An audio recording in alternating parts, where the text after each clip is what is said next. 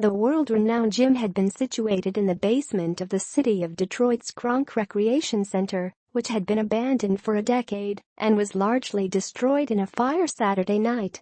The Detroit Fire Department called the blaze suspicious and said an investigation is underway. "It's just sad to see that people didn't value this place like we did," said Hearns, 58, the smell of charred debris still lingering in the air. "What this building brought for me was a chance at life. I got a chance to become somebody out of this building right here. To see it like this is pitiful, it's really pitiful." Hearns was among several current and former Detroit area professional boxers who ventured out Sunday to see what remained of the original Kronk gym. The get-together had the atmosphere of a wake. "I heard, but I had to see it with my own eyes," said Tarek Salmassi, 45, of Dearborn, who began boxing at Kronk in 1986 and also went on to fight as a professional.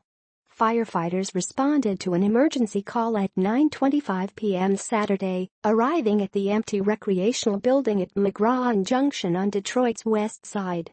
The fire had already spread to the second floor, and there was heavy smoke rolling across McGraw Street, according to Deputy Fire Commissioner David Fornell.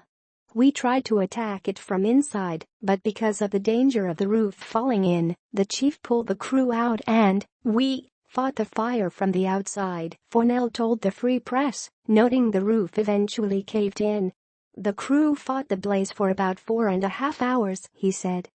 "Because the building is in sparsely populated neighborhood, the 2 blocks around the building are almost vacant. There are no neighbors," Fornell said. "The fire was able to spread quite a bit before it was called in," he said.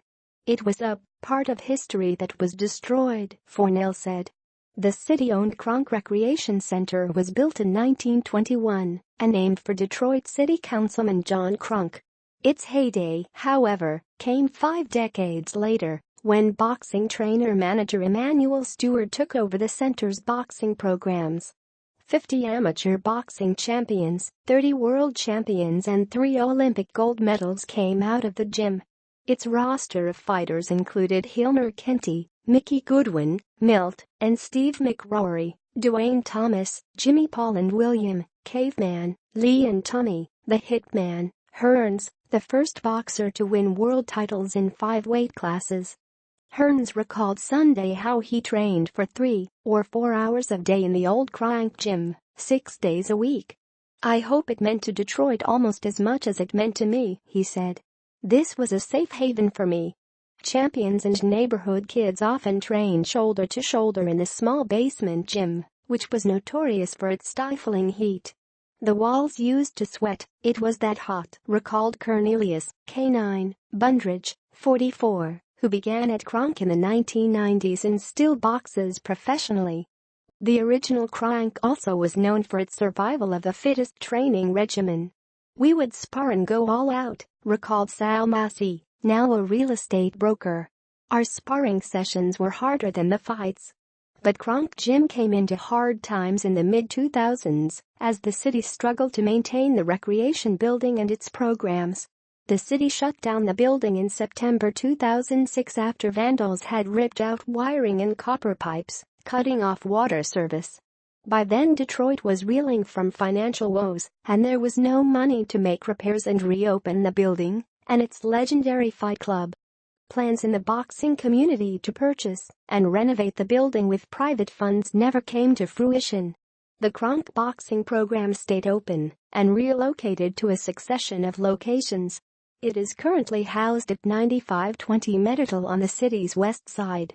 Stewart, now recognized as the godfather of Detroit boxing, died in 2012. News of the fire at the old Kronk gym comes a week after a fire ripped through the auditorium at the old Cooley High School, gutting the vacant but historical space. Fornell, the deputy fire commissioner, said he doesn't see anything connecting the 2 fires at the moment. They occurred at different times and in different neighborhoods, but noted this doesn't mean investigators won't look at all angles. "It's unfortunate that we are losing these architectural gems, but also, they've been vacant years. Nobody stepped up," Fornell said. "Right now the city is working on getting streetlights lowering response times. There are a lot of priorities in the city.